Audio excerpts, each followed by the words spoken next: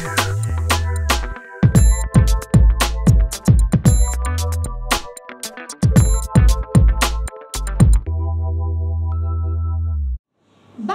behin, 3 txerritxo. 3 txerritxoak oso pozik bizi ziran basoan.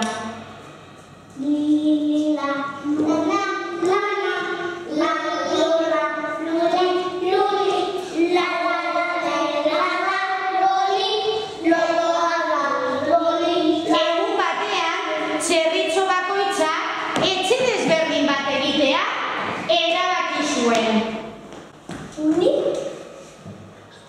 Lantoko etxea egingo du.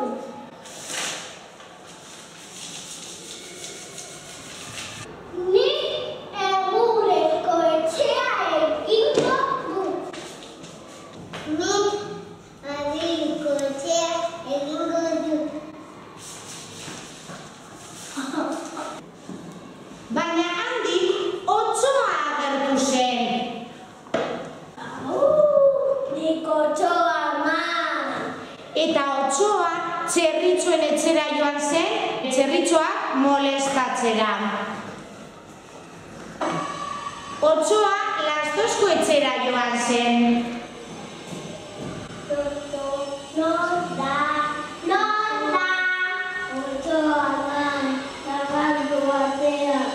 Ez dut atea zabalduko, jan egingo nazu eta kanduan utz egingo du.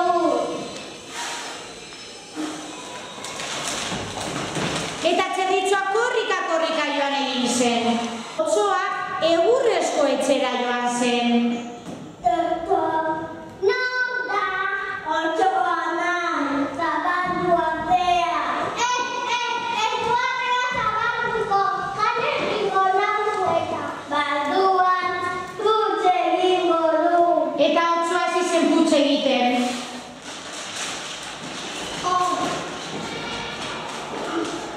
Orduan otsoak egin zuen putz, Gogorrago! eta putz gehiago egin zuen. Eta txerritxoa korrika joan zen. Orduan otsoa Adriluzko etxera joan zen. Non da? Otsoa ama, zabaldu atea. Ez dut atea zabalduko, jan egingo nazu eta barduan utz egingo du. Ezin zuen Adriluzko etxea bota. Gogorrago!